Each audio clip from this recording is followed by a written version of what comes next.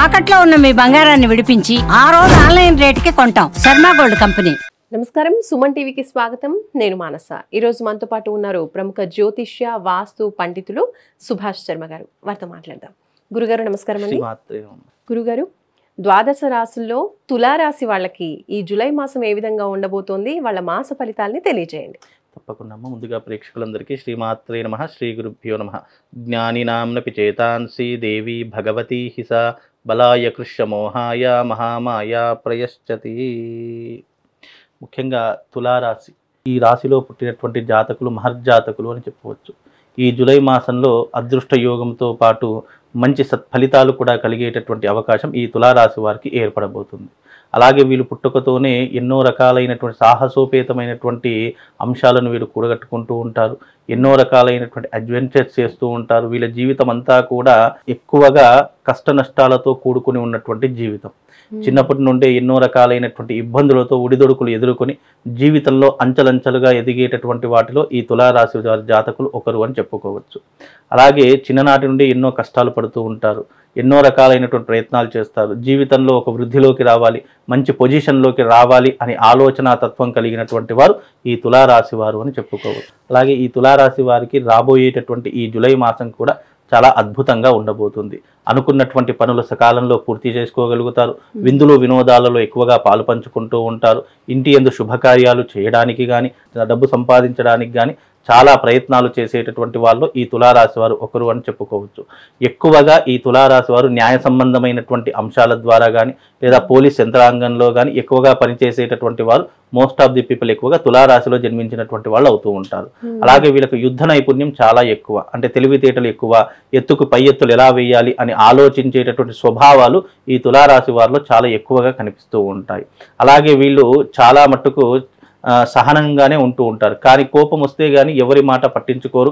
ఎంత దూరం అయితే అంత దూరం ప్రయాణం చేస్తూ ఉంటారు. ఎదుటి వారిని నాశనం చేసేంత వరకు వీళ్లకు ఓపిక అనేటటువంటిది ఉండదు. అంత రకాలైనటువంటి విధానంగా వెళుతూ ఉంటారు.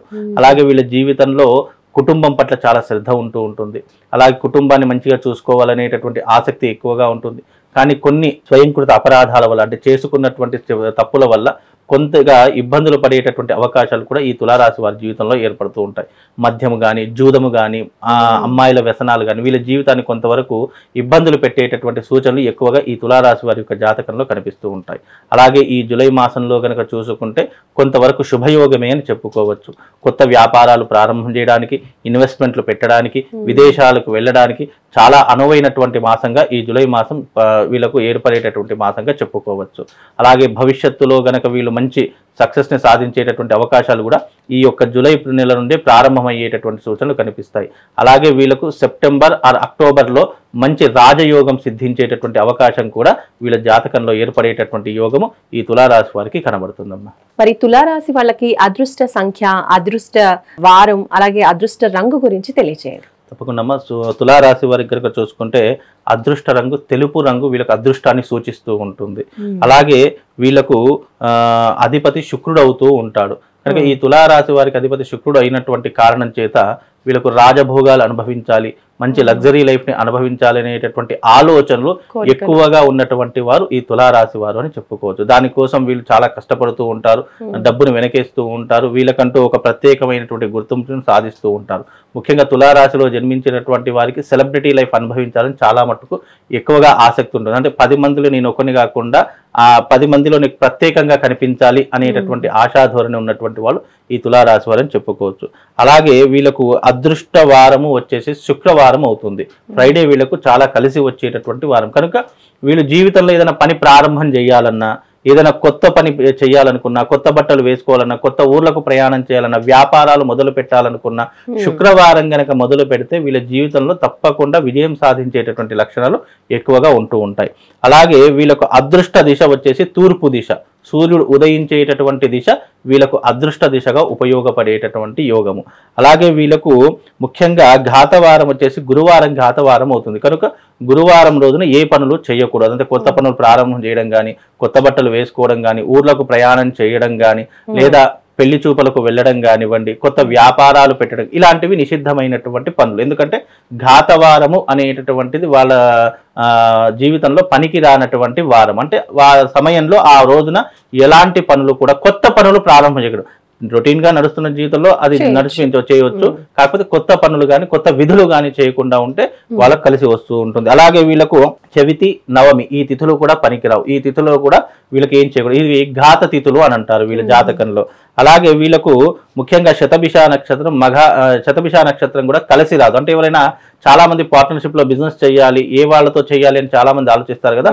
అలాంటి వారిలో ఈ యొక్క స్వాతి నక్షత్రానికి, తులారాశికి శతభిష నక్షత్రం వర్తించదు. కాబట్టి శతభిష నక్షత్రంతో గొడవలు కానీ, అంటే కుంభరాశి వాళ్ళతో గొడవలు కానీ, లేదా వాళ్ళతో పార్ట్నర్షిప్ బిజినెస్ కానీ ఇలాంటివి పెట్టుకోకుండా ఉంటే బాగుంటూ ఉంటుంది. అలాగే వీళ్ళకు మాఘమాసం పనికి రానటువంటి మాసం. మాఘమాసంలో వీళ్ళు కొద్దిగా ఇబ్బందులు ఎదుర్కొనవలసిన పరిస్థితులు ఏర్పడతాయి. కాబట్టి ఈ జూలై మాసం అనుకూలమైనటువంటి మాసం. మాఘమాసంలో ఎలాంటి కొత్త పనులు ప్రారంభం చేయకుండా ఉంటే అన్ని రకాలుగా బాగుంటూ ఉంటుంది. అలాగే వీళ్ళకు అదృష్ట సంఖ్య 4 కానీ లేదా 6 కానీ కలిసి వచ్చేటటువంటి అదృష్ట సంఖ్యగా చెప్పుకోవచ్చు.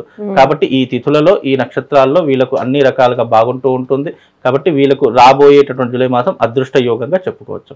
గురుగారు, తులారాశి వాళ్ళకి ఈ జూలై మాసం బాగుంది అంటున్నారు. ఇంకా ఎటువంటి పరిహారాలు పాటించాలి? జూలై మాసం అంతా కూడా వీళ్ళు ఏ దైవాన్ని ఎక్కువగా ఆరాధించాలి? అయితే వీళ్ళకు బాగుంది అనుకున్నప్పుడు నెగిటివ్ ఎనర్జీ కూడా అలాగే ఉంటూ ఉంటుంది.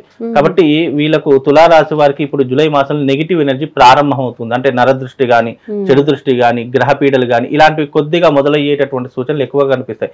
ఎందుకంటే మనిషి అంచెలంచెలుగా ఎదుగుతున్నప్పుడు బ్యాక్గ్రౌండ్ గా నెగిటివ్ ఎనర్జీ కూడా అలాగే వీళ్ళకి ఫాలో అవుతుంది, పెరుగుతూ ఉంటూ ఉంటుంది. కాబట్టి నెగిటివ్ ఎనర్జీ తగ్గడానికి వీళ్ళు జీవితంలో శివారాధన చేసుకోవడము, శివ పూజ చేసుకోవడము, ముఖ్యంగా ఇప్పుడున్నటువంటి ఈ కలియుగంలో ప్రత్యేకమైనటువంటి శివశక్తి స్ఫటికలింగాన్ని వీరు ప్రతినిత్యం పూజించుకోవడము, లేదా వీళ్ళ వ్యాపార స్థలంలో కానీ వీళ్ళ ఇంట్లో కానీ పెట్టుకోవడము వీళ్ళకు కొద్దిగా శుభయోగాన్ని కలిగింపజేస్తూ ఉంటుంది. అలాగే వీళ్ళ మెడలో నెగిటివ్ ఎనర్జీ రాకుండా ఉండడానికి కరంగలి మాల కావచ్చు, లేదా ప్రవాళ గణపతి కావచ్చు, వీళ్ళ మెడలో ఎప్పుడు ధరించుకోవడం వల్ల కొద్దిగా నెగిటివ్ ఎనర్జీ నుంచి బయటపడేటటువంటి అవకాశాలు వీళ్ళ జీవితంలో ఏర్పడతాయి. కాబట్టి శివారాధన చేసుకోండి, మెడలో కరంగలి మాల కావచ్చు, లేదంటే ప్రవాళ గణపతి లాకెట్ కానీ మీ మెడలో ధరించుకుంటే కొంతవరకు మీకు మేలు జరిగేటటువంటి అవకాశం, నెగిటివ్ ఇంపాక్ట్ మీ దాకా రాకుండా మీకు ఒక రక్షణ వలయంలో ఎప్పుడూ కూడా మీకు సదా తోడుండేటటువంటి అవకాశం దీని ద్వారా కలుగుతుంది. కాబట్టి ఈ రకమైనటువంటి పని చేసుకోండి. విశేషంగా సూర్యోదయానికి పూర్వమే, అంటే ఉదయం బ్రహ్మ ముహూర్తంలో 4 నుంచి 5 గంటల మధ్య కాలంలో సూర్య నమస్కారాలు చేసుకోవడము, అలాగే సూర్యోపాసన చేసుకోవడం కూడా వీళ్ళ జీవితానికి ఎన్నో రకాలైనటువంటి ప్రయోజనాలు కలుగుతాయి. వీళ్ళు జీవితంలో ఏదైనా పని కావాలి అని అనుకుంటే గనక వీళ్ళు ఉదయకాలంలోనే చేయాలి. ఉదయకాలంలో చేస్తే ఏ పనైనా సక్సెస్ఫుల్ గా జరుగుతుంది. కాబట్టి ఇలాంటి పరిహారాలు చేసుకుంటే వాళ్ళ జీవితం చాలా అద్భుతంగా ఉంటుందమ్మా.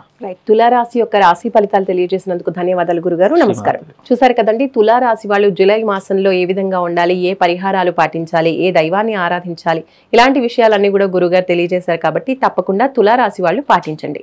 చూస్తూనే నేను సుమన్ టీవీ. నమస్కారం.